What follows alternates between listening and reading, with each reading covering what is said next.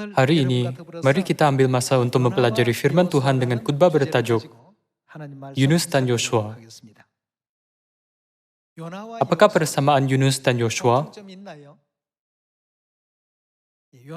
Jika ada kata kunci yang sama bagi Yunus dan Yosua, itulah keberanian. Yunus pernah berani, tetapi dia hilang keberanian. Karena dia berasa takut, dia meninggalkan misi Tuhan dan coba melarikan diri. Dan dalam proses menaklukki Kanaan, apakah yang paling Tuhan tegaskan kepada Yosua? Tuhan berfirman, teguhkanlah hatimu.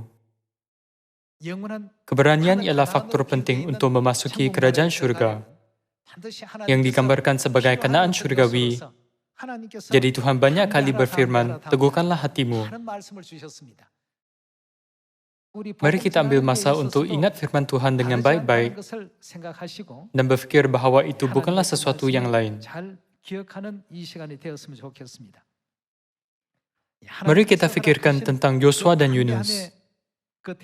Yosua boleh dianggap sebagai lambang keberanian yang diberi oleh Tuhan. Yunus berhati takut, tetapi dibetulkan kemudian. Mari kita lihat kerja mukjizat yang dicapai dengan keberanian. Mari kita lihat buku Yosua bab 1 ayat 2.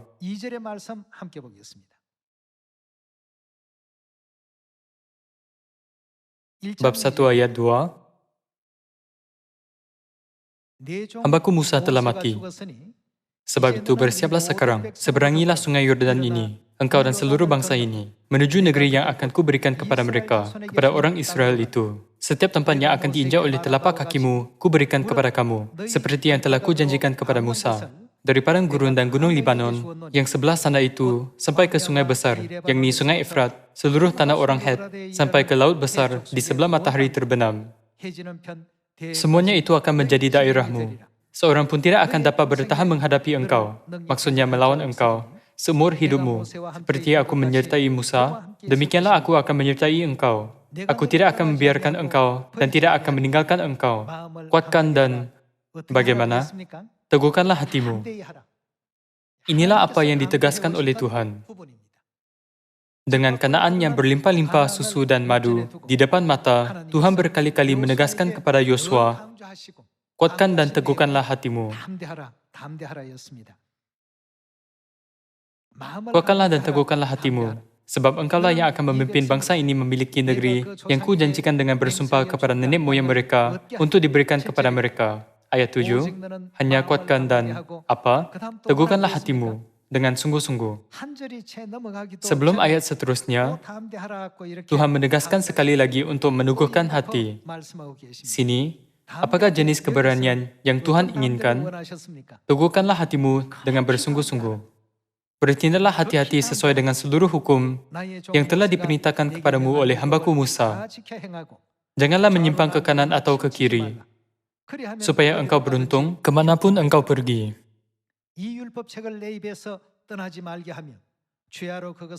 Janganlah engkau lupa memperkatakan kitab Taurat ini, tetapi renungkanlah itu siang dan malam, supaya engkau bertindak hati-hati sesuai dengan segala yang tertulis di dalamnya. Sebab dengan demikian, perjalananmu akan berhasil dan engkau akan beruntung. Bukankah telah kuperintahkan kepadamu, kuatkan dan apa? Teguhkanlah hatimu, janganlah kecut dan tawar hati. Sebab Tuhanmu menyertai engkau kemanapun engkau pergi. Sebelum Yosua memasuki tanah Kanaan, Tuhan berulang kali menegaskan, teguhkanlah hatimu. Apabila mereka melihat Yeriko dengan mata fisikal dan bukan mata iman, Yeriko kelihatan seolah-olah kubu yang agak menakutkan dan sangat kuat.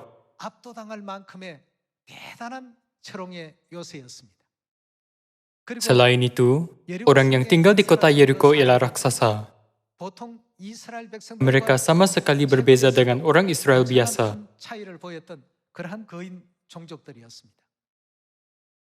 Risau bahwa Yosua akan kehilangan mata iman. Tuhan terus menggalakkan dia untuk beriman. Berapa hebatnya iman Yosua? Dia beriman baik, jadi dia berkata, mereka akan kita telan habis. Namun, apabila dia tiba di kota Yeriko, Tuhan terus menegaskan lagi, kuatkan dan teguhkanlah hatimu. Janganlah kecut dan tawar hati, sebab Tuhan, Tuhanmu, menyertai engkau kemanapun engkau pergi. Semasa bekerja untuk menamatkan Injil, ketakutan dan ancaman boleh dikatakan adalah batu sandungan yang besar bagi penginjilan.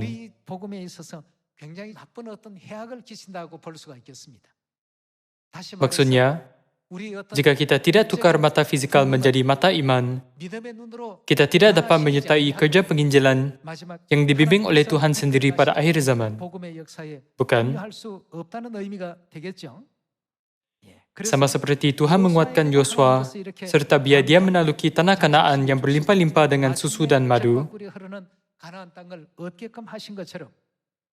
kita juga dapat lihat hal yang seperti itu dalam sejarah Yunus. Mari kita lihat buku Yunus bab 1. Buku Yunus bab 1 ayat 1. Buku Yunus bab 1 ayat 1 tertulis, datanglah firman Tuhan kepada Yunus bin Amittai. Demikian, bangunlah, pergilah ke Niniwe, kota yang besar itu, berserulah terhadap mereka, karena kejahatannya telah sampai kepadaku. Tetapi Yunus, bagaimana? Bersiap untuk melarikan diri ke Tarsis, jauh dari hadapan Tuhan.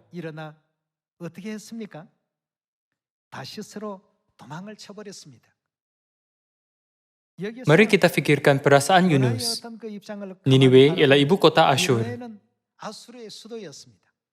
Asyur ialah musuh Israel. Lebih-lebih lagi, agama mereka pun tidak sama. Mereka menyembah dewa lain, sedangkan umat Israel mempercayai dan menyembah Tuhan Yehova. Namun, Tuhan menyuruh Yunus pergi ke kota Niniwe dan menyerukan apa? Niniwe akan ditanggung balikan dalam 40 hari.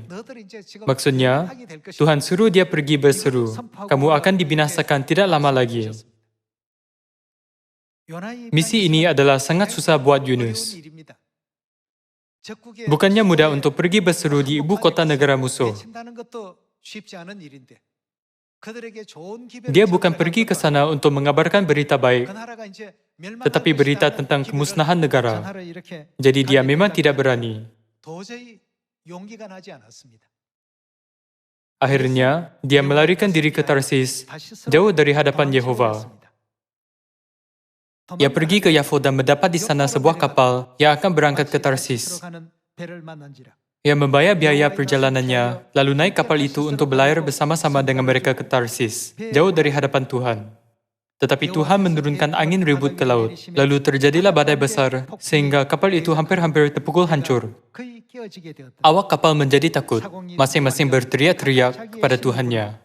Dan mereka membuang ke dalam laut segala muatan kapal itu untuk meringankannya. Tetapi Yunus telah turun ke dalam ruang kapal yang paling bawah dan terbaring di situ, lalu tertidur dengan nyenyak.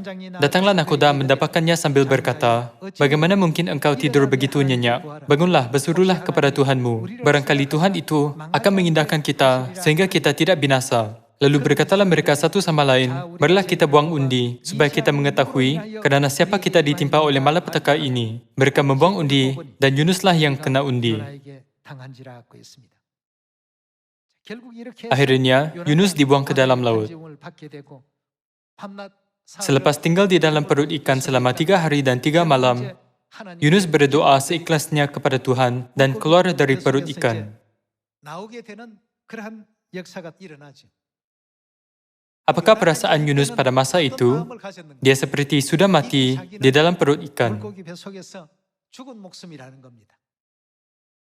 Jadi dia berazam, aku dah mati sekali, jadi sekarang aku akan menguatkan diri dan pergi berseru di Niniwe. Mari kita pergi ke bab 3.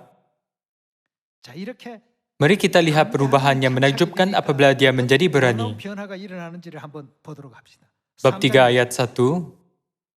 Datanglah firman Tuhan kepada Yunus untuk kedua kalinya. Demikian, bangunlah, pergilah ke Niniwe, kota yang besar itu, dan sampaikanlah kepadanya seruan yang kufirmankan kepadamu. Bersiaplah Yunus, lalu pergi ke Niniwe, sesuai dengan firman Tuhan. Niniwe adalah sebuah kota yang mengagumkan besarnya, 3 hari perjalanan luasnya. Mulailah Yunus masuk ke dalam kota itu sehari perjalanan jauhnya, lalu berseru, 40 hari lagi, maka Niniwe akan ditanggung balikan. Yunus berseru di tengah-tengah ibu kota negara musuh yang beragama lain, yang menyiksa, menganiaya, dan menindas Israel. Sekarang, kita membaca Alkitab dalam teks. Jadi kita tidak dapat rasa ancaman dan kedahsyatan itu 100%. Namun, itu ialah situasi yang tidak dapat dibuat tanpa hati yang sangat berani buat Yunus. 40 hari lagi, maka Niniwe akan ditanggung balikan. Ayat 5, orang Niniwe percaya kepada Tuhan, lalu mereka mengumumkan puasa. Orang Niniwe bukan orang yang percaya kepada Tuhan pada asalnya. Walaupun mempercayai dewa-dewi yang lain, mereka mulai bertaubat apabila mereka mendengar seruan Yunus yang berani.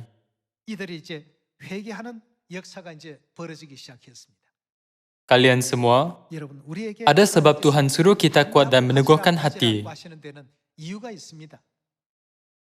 Sini, bukannya firman Yunus yang buat orang Niniwe berasa takut dan bertaubat. Mereka mengumumkan puasa dan mendengar kata-kata Yunus adalah disebabkan takdir dan kuasa Tuhan yang menghantar Yunus. Hati dan telinga mereka terbuka. Teruskan dengan ayat 5. Orang Niniwe percaya kepada Tuhan, lalu mereka mengumumkan puasa dan mereka, baik orang dewasa maupun anak-anak, mengenakan kain kabung, sehingga sampai kabar itu kepada Raja kota Niniwe. Turunkanlah ia dari singgasananya, ditanggalkannya jubahnya, diselubungkannya kain kabung, lalu duduklah ia di abu. Lalu atas perintah Raja dan para pembesarnya, orang memaklumkan dan mengatakan di Niniwe demikian, manusia dan ternak, lembu sapi dan kambing domba, tidak boleh makan apa-apa, tidak boleh makan rumput, dan tidak boleh minum air. Haruslah semuanya, manusia dan ternak, berselubung kain kabung. Mengenakan kain kabung bermaksud mengadakan upacara untuk bertaubat. Betul? Haruslah semuanya, manusia dan ternak, berselubung kain kabung dan berseru dengan keras kepada Tuhan, serta haruslah masing-masing berbalik dari tingkah lakunya yang jahat dan dari kekerasan yang dilakukannya. Siapa tahu, mungkin Tuhan akan berbalik dan menyesal serta berpaling dari murkanya yang bernyala-nyala itu, sehingga kita tidak binasa. Ketika Tuhan melihat perbuatan mereka itu, yakni bagaimana mereka berbalik dari tingkah lakunya yang jahat, maka menyesallah Tuhan karena malapetaka yang telah dirancangkannya terhadap mereka, dan-Nya pun tidak jadi melakukannya. Fikirkanlah, Yunus pergi ke negara musuh. Di tengah-tengah ibu kota, dia bukan menyuruhkan berita baik tetapi berita buruk. 40 hari lagi, Niniwe akan ditanggung balikan. Hal ini betul-betul menakutkan. Sebab itulah Yunus berasa takut, melarikan diri dan menaiki kapal ke Tarsis. Mula-mula apabila Tuhan mengutus dia, bukan? Pada masa itu, Yunus berasa takut. Namun, dalam bab 3 sini, Yunus berazam dengan berfikir, kini aku sudah mati sekali, jadi aku akan menjadi berani. Kerana dia mengikut arahan Tuhan, semua orang pun berpuasa di depan Tuhan. Akhirnya, Tuhan mengubah fikiran. Dia tidak mendatangkan tulah yang dirancangkannya ke Niniwe.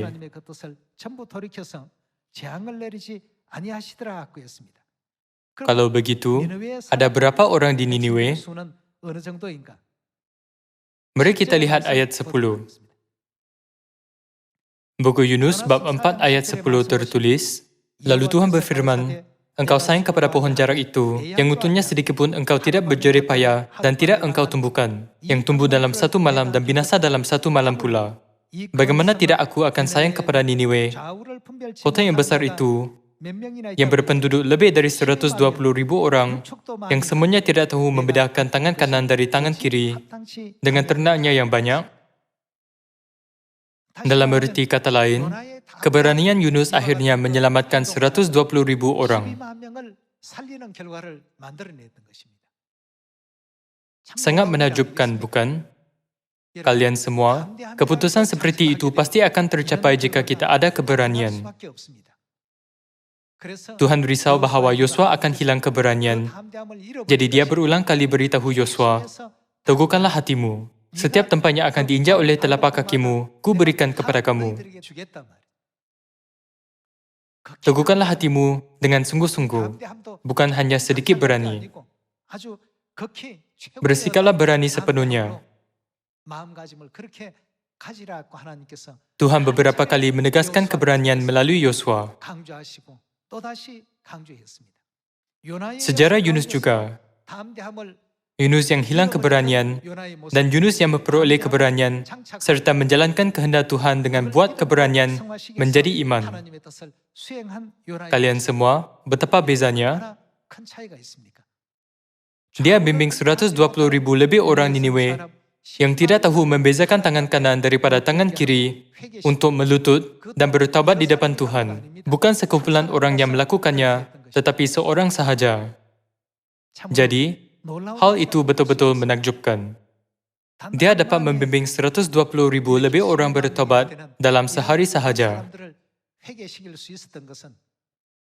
Kerana dia beriman mutlak terhadap Tuhan, dia mempercayai Tuhan 100%, jadi Tuhan biar kerja yang begitu menakjubkan itu berlaku. Bukan? Perubahan ini tidak disebabkan oleh Yunus. Siapa menyebabkannya? Tuhanlah yang memulakan kerja itu. Yunus hanya memainkan peranan untuk menghidupkan Swiss. Dia sendiri tidak dapat memainkan peranan untuk memasang lampu. Peranan kita pun. Tuhan berkata, berimanlah dan hidupkanlah Swiss. Apabila kita hidupkan Swiss itu, seluruh dunia, yaitu dunia gelap, akan menjadi dunia terang. Jadi, Tuhan berkata apa dengan kita? Mari kita lihat buku 2 Timotius bab 4. Kita lihat ayat 1 bersama-sama. Buku 2 Timotius bab 4 ayat 1 tertulis, di hadapan Tuhan dan Kristus Yesus yang akan menghakimi orang yang hidup dan yang mati, aku berpesan dengan sungguh-sungguh kepadamu demi penyataannya dan demi kerajaannya. Apakah itu? Beritakanlah firman, siap sedialah baik atau tidak baik waktunya. Nyatakanlah apa yang salah, tegurlah dan nasihatilah dengan segala kesabaran dan pengajaran. Kerana akan datang waktunya, orang tidak dapat lagi menerima ajaran sehat, tetapi mereka akan mengumpulkan guru-guru menurut kehendaknya untuk memuaskan keinginan telinganya. Mereka akan memalingkan telinganya dari kebenaran dan membukanya bagi dongeng. Tetapi kuasailah dirimu dalam segala hal. Sabarlah menderita. Lakukanlah pekerjaan pemberita Injil dan tunaikanlah tugas pelayananmu. Baik atau tidak baik waktunya, apakah hati yang harus kita miliki? Apakah jenis iman itu? Apabila kita bekerja dengan iman yang berani, seorang dapat membimbing 120,000 lebih orang dalam sehari. Dalam sejarah Alkitab, ini merupakan rekod penginjilan yang paling banyak dalam sehari.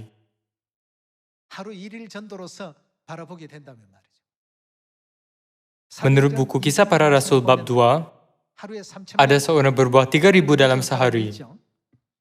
Dia ialah Petrus.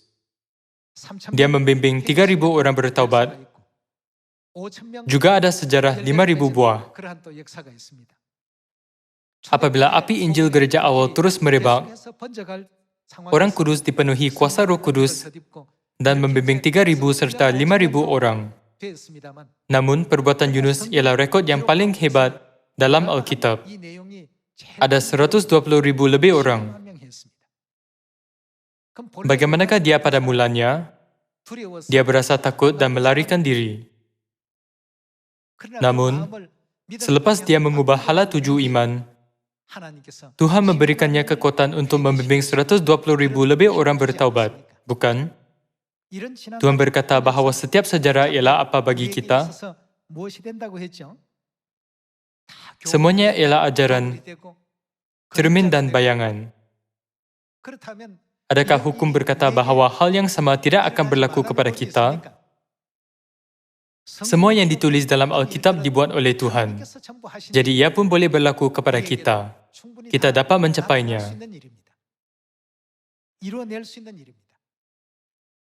Apakah yang diminta oleh Tuhan kepada Yosua agar memberikan tanah Kanaan sepenuhnya kepada umat Israel? Keberanian. Teguhkanlah hatimu, janganlah kecut, sebab aku menyertai engkau. Janganlah tawar hati, sebab akulah Tuhanmu, aku akan tolong engkau sampai akhir. Kalian semua, Tuhan sentiasa bantu penginjilan kita. Walaupun orang yang di depan kita adalah seperti orang dari Yeriko yang jauh lebih besar, Tuhan suruh kita meneguhkan hati. Teguhkanlah hatimu, aku akan tolong engkau. Mari kita lihat ajaran itu dalam buku Yesaya bab 41 ayat 10. Bab 41 ayat 10.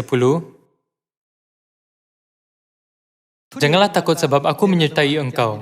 Janganlah bimbang, sebab aku ini Tuhanmu. Aku akan meneguhkan, bahkan akan menolong engkau. Aku akan memegang engkau dengan tangan kananku yang membawa kemenangan.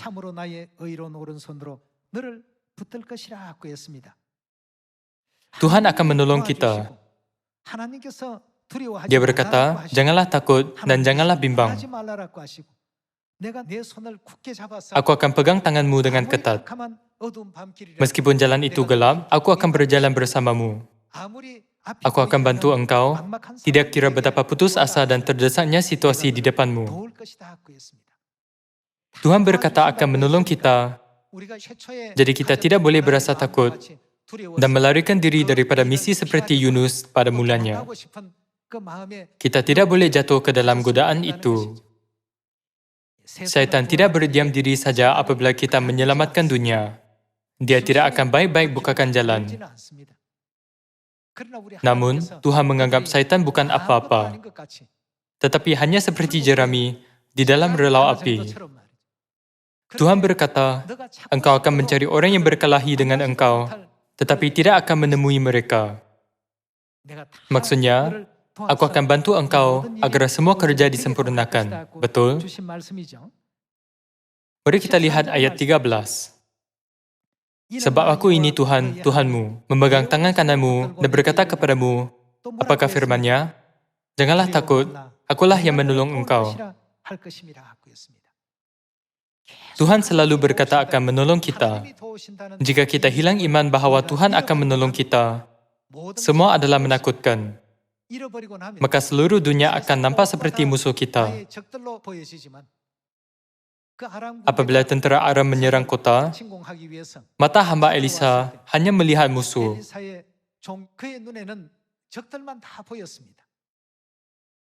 Dia berasa takut kerana tidak dapat nampak sekutu tetapi hanya nampak musuh. Dia tidak tahu apa yang harus dibuat. Pada masa itu, Elisa berdoa kepada Tuhan, Tuhan, bukalah matanya agar dia melihat lebih banyak yang menyertai kita daripada yang menyertai mereka. Apabila mata rohaninya dibuka, dia melihat berpuluh-puluh ribu malaikat di syurga mengelilingi kota itu. Apabila dia melihat bahawa mereka dijaga dan dilindungi, barulah dia berasa tenang. Kalian semua, Tuhan berkata, aku akan menolong engkau. Kita harus beriman lebih teguh dalam kemahakuasaan Tuhan, bukan?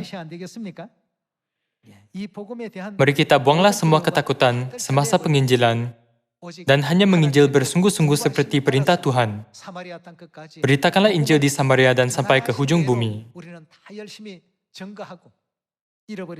Saya berharap kita semua dapat melakukan kerja penginjilan dengan kesedaran, iman, dan keazaman untuk mencari semua saudara-saudari yang hilang.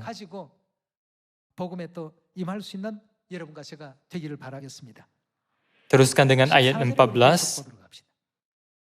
Ayat 14. Janganlah takut.